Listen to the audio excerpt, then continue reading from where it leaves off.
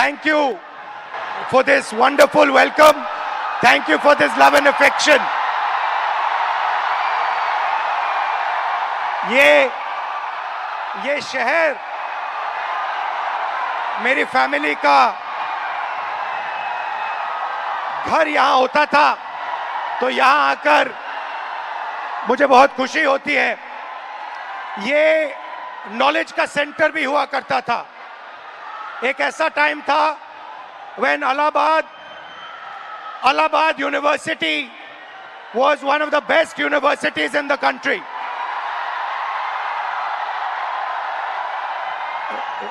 This evening, आज शाम मैं आपसे दर्द, डेटा और दौलत की बात करना चाहता हूं। आपका दर्द, आपका डेटा, मगर आपका धन नहीं, जो आपका होना चाहिए, उनका धन। इन तीन चीजों के बारे में मैं आपसे बात करना चाहता हूं। ये आप हो, आप भारत की शक्ति हो, भारत की शान हो, भारत की स्ट्रेंथ हो। और जब मैं कहता हूं आप भारत की शक्ति हो, भारत की स्ट्रेंथ हो, मैं भीड़ की बात नहीं कर रहा हूं। मैं हर हिंदुस्तान के नागरिक, हर यूथ की बात कर रहा हूं, इंडिविजुअल्स की बात कर रहा हूं। आप सब में इंटेलिजेंस है, इमेजिनेशन है, कैपेसिटी है, और अगर ये देश आगे बढ़ेगा तो आपके बल पे, आपकी स्ट्रेंथ पे इस देश का फ्यूचर बनेगा। हिंदुस्तान के पास सबसे बड़ा, दुनिया में सबसे बड़ा यूथ का पॉपुलेशन है। 40 करोड़ युवा, आप जैसे युवा, एनर्जेटिक युवा इस देश में रहते हैं। ये इस देश की स्ट्रेंथ है।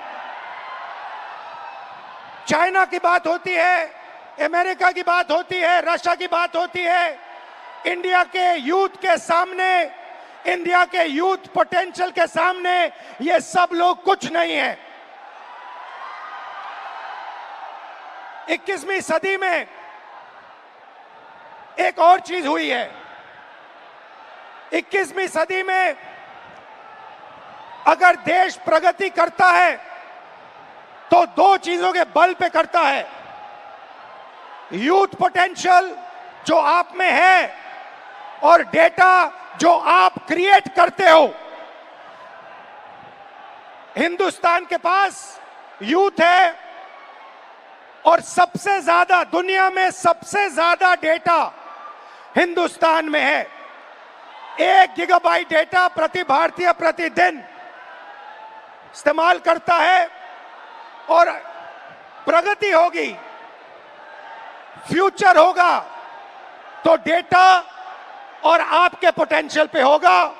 युवा plus data is equal to 21st century economy.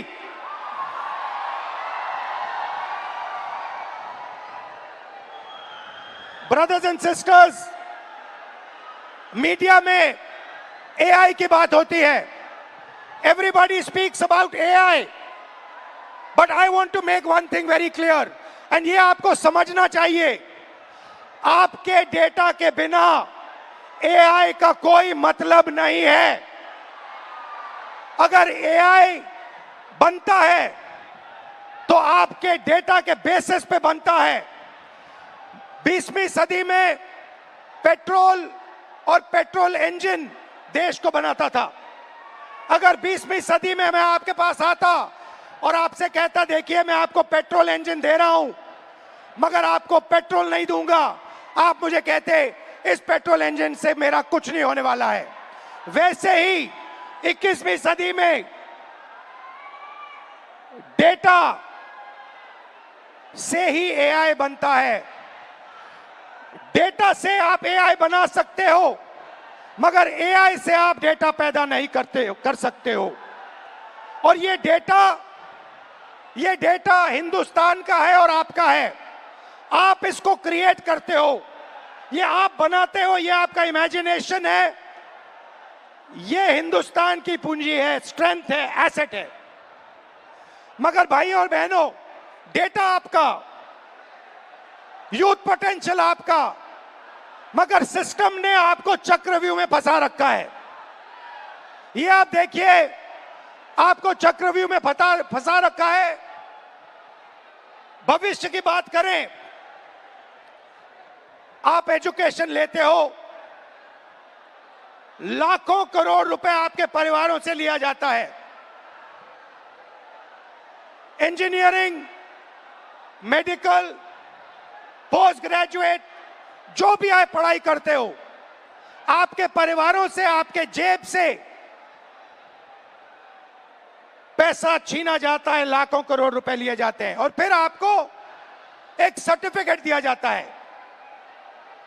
आपको कहा जाता है कि हां, आपको एजुकेशन सर्टिफिकेट मिल गया, बीए मिल गया, एमए मिल गया, एमएससी मिल गया, मगर इस सर्टिफिकेट का कोई मतलब नहीं है आज हिंदुस्तान में,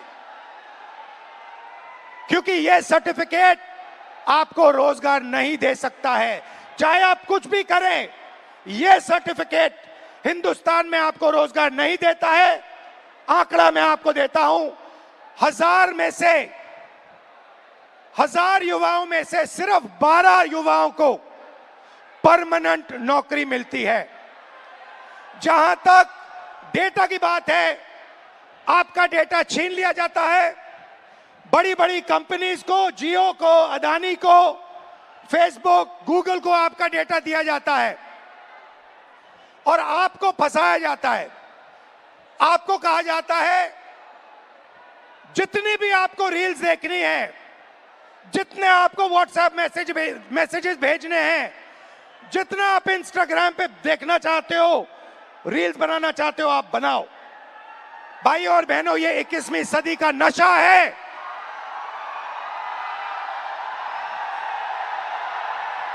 ये 21वीं सदी का नशा है। और फिर आपसे कहा जाता है कि ब्लिंकिट में काम करो, ऊबर में काम करो, मजदूरी करो, 21वीं सदी का नशा लो, मगर तुम्हें नौकरी नहीं मिल सकती, रोजगार नहीं मिल सकता इस हिंदुस्तान में। आइए एक युवा की आवाज सुने। ये जो बोलेंगे, ये आप सबके दिल में है। ये जो सवाल उठा रहे हैं, हिंदुस्तान का हर एक युवा यही सवाल पूछ रहा है, उठा रहा है। होता हम भी सीट खरीद लेते। आज मैं ब्लिंकिट में काम करता हूँ 10 घंटा, उसके बाद मैं पढ़ाई करता हूँ। इंडियन आर्मी का एग्जाम दिया, 1 नंबर से मैं बच गया। सीट खरीदता, मैं ब्लिंकिट में काम नहीं करता।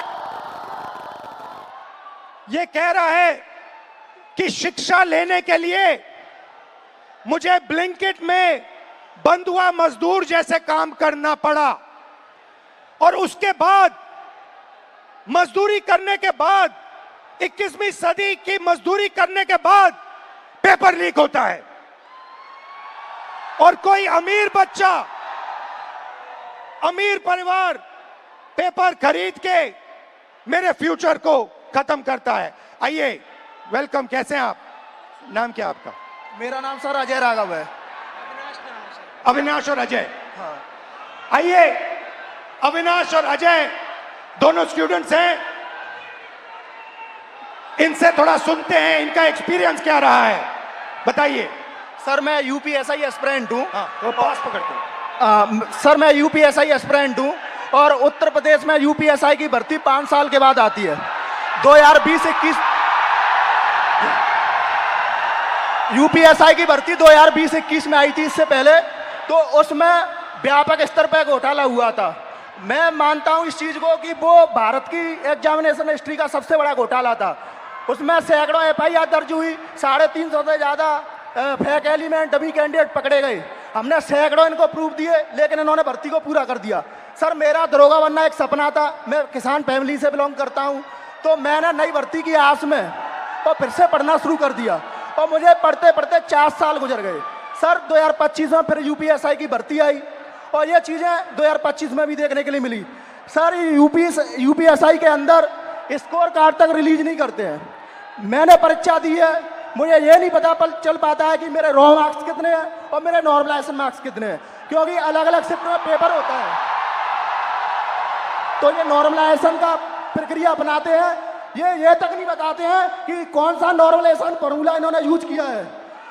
जो यूपीपी आरपीबी जो पुलिस उत्तर प्रदेश पुलिस एवं प्रोन्नति भर्ती बोर्ड है सर, ये अकाउंटेबिलिटी इसकी फिक्स करने वाला कोई नहीं है। हमने तमाम प्रयास कर लिए, जनता दरबार चला गया, मैं इनके कैबिनेट मंत्रियों को ज्ञापन दे लिए, उल्टा इन्होंने मेरे को पकड़ के जेल में डाल दिया। मेरा गुनाह अपराध सिर्फ इतना था कि मैं इनके जनता दरबार योगी जी से मिलने चला गया। सर ये नॉर्मलाइजेशन का फॉर्मूला नहीं बताते हैं, ये खुद तय करते हैं कि किस अभ्यर्थी के मतलब मार्क्स बढ़ा करके अंदर लेना है और किस अभ्यर्थी को बाहर करना है। ये उत्तर प्रदेश पुलिस का भर्ती बोर्ड तय करता है। इनको क्या दिक्कत है? अगर ये फेयर भर्ती कराते हैं तो इनको नॉर्मलाइजेशन देना चाहिए। सर मैं एक चीज इसमें जोड़ना चाहूंगा कि जो नॉर्मलाइजेशन है ये पेपर लीक से ही बड़ा स्कैम है, क्योंकि इनकी अकाउंटेबिलिटी फिक्स करने वाला नहीं है। ये नॉर्मलाइजेशन फॉर्मूला जारी नहीं करते हैं, ये शिफ्ट वाइज नॉर्मलाइजेशन डेटा नहीं देते हैं, इनको खुली छूट मिली हुई है। मेरा नाम अविनाश है, मैं इन्हीं छात्रों में से कोई एक जरूर हूं। चूंकि मैं ये कह सकता हूं सर कि मैंने अपनी तैयारी 2018 में शिक्षक भर्ती के लिए की थी। 2018 से आज तक मैं उसी की तैयारी कर रहा हूं। क्यों? सरकार के पास जगह खाली है, फिर भी वैकेंसियां नहीं दी जा रही हैं। उसके बाद ये होता क्यों है सर? ये सरकार की मानामानी है। इसमें सरकार अगर चाहे बच्चों से कि वैकेंसियां दे, प्रॉपर तरीके से चलती रहे। हम लोग ऐसा नहीं कि क्या कहते हैं एक डिमांड कर रहे हैं। 2018 से लेकर आज तक कई सारे धरना प्रदर्शन, कई सारे ज्ञापन ये दिए हैं। उसके बाद दूसरा मुद्दा ये कि 2022 से ही मैं यूपी पेट की तैयारी यूपी SSS आयोग से करता हूं। यूपी SSS आयोग 2022 से मैं तैयारी कर रहा हूं और उसकी भर्तियां आज भी ऑन रिकॉर्ड में बात कर रहा हूं कि कम से कम 9 से 10 वैकेंसियां आज तक क्लियर नहीं हुई है। और उसमें से बहुत सारी वैकेंसियां जिसके लिए हम लोगों ने लाठी खाई, ज्ञापन दिया, लोगों से जाके मिले कि हमारी दर्द, हमारे दुख को समझा जाए, लेकिन आज तक सरकार के कान में ये बात पहुंची नहीं है। इसमें से बहुत सारे ऐसे हमारे भाई बहन हैं जो उस चीज से पीड़ा में ग्रसित हैं। और बताइए। और सर ये है कि देखिए, हमारी कुछ मांगे हैं, आपसे भी है, सरकार से भी है, कि ये जो जितनी वैकेंसियां हैं उसका एक प्रॉपर कैलेंडर तैयार कर दें। आप चुनाव कराते हैं, 3 महीने में रिजल्ट देते हैं, आप हमारा रिजल्ट 5 साल में नहीं दे पा रहे हैं, पहली चीज। दूसरी चीज, हमारी वैकेंसियों का यूपी SSS स्पेशली कोई स्कोर कार्ड नहीं जारी करता है मेंस का। अगर उनको कुछ भी करना होगा वो रोल नंबर दे देंगे। मतलब अकाउंटेबिलिटी और ट्रांसपेरेंसी होनी चाहिए। जी एग्जैक्टली यही चीज है। आपने लाखों रुपए लगाए होंगे पढ़ाई में। जी सर, 2018 से आज तक। हाँ जी। और आपका एक्सपेक्टेशन था कि इस पैसे से, शिक्षा से आप आगे बढ़ पाओगे। जी सर एग्जैक्टली। अब आपको क्या लग रहा है? अब क्या आपका प्लान क्या है? सर अब प्लान ये है कि हम भर्तियों का इंतजार करते हैं, क्या पता अगली पंचवर्षीय भी बीत जाए, इसकी भी कोई श्योरिटी नहीं है। और फिर 3-4 बार एग्जाम करते हो, बीच में पेपर लीक हो जाता है। सर ये इशू तो बहुत सारे हैं। अभी एक यूपी PSC का था, RO का, मैं खुद उसका अभ्यर्थी था। एक बार पेपर हुआ, दोबारा पेपर लीक हो गया था, फिर उसके बाद दोबारा हुआ वो पेपर। लेकिन वो जो हमारा टाइम गया वो हमें कौन देगा? बिल्कुल, जो हमारा टाइम गया, हमारा पैसा। जब आपका पेपर लीक हुआ, आपको क्या फीलिंग आई? अंदर क्या लगा आपको, यार ये क्या हुआ, क्या करें, क्या? मतलब ये होता है ना सर, कभी कभी एग्जैक्टली मैं बता रहा हूँ, उस 10 बाई 10 के कमरे में कभी आप बैठ के सोचिए कि अगर हमारा पेपर लीक हो गया, हम किससे बात करें अपनी, किसको अपना मुंह दिखाएं कि यार अब मेरा इस बार नहीं हुआ, पेपर लीक हो गया, मैं किससे जाके कहूँ? और सालों आपने मेहनत की, घंटों आपने मेहनत की, और 1 सेकंड में पूरा खत्म हो जाता है। सर एग्जैक्टली यही चीजें होती हैं। और ये जो दुख दर्द है, ये मैं नहीं हूं, ये इसमें से जितने खड़े हैं सब लाखों करोड़ों युवा हैं सर। आप हिंदुस्तान के शिक्षा के सिस्टम में बिलीव करते हो? सर प्रेजेंट टाइम में तो बिलीव हमारा नहीं है, नहीं है, एग्जैक्टली नहीं है। रीजन, अगर आज 2018 से मैं अब बेरोजगार टहल रहा हूं, कोई स्किल हमें दे दिए होते 2018-17 में, तो मैं कहीं प्राइवेट, फिर सेकेंडरी, इस प्रयागराज में या इस आसपास के इलाकों में हमें कोई ऐसा इशू नहीं है, ऐसे कोई मतलब रिसोर्सेज नहीं है कि मैं प्राइवेट काम कर सकूं, और काम करूं तो वो डेली वेजेस के हिसाब से बहुत कम हो जाएगा। ये आपका क्या है, ये टैटू क्या है? मेरा नाम है अच्छा, अविनाश। आपका नाम है, ठीक है, थैंक यू अविनाश। और कुछ कहना चाहते हो?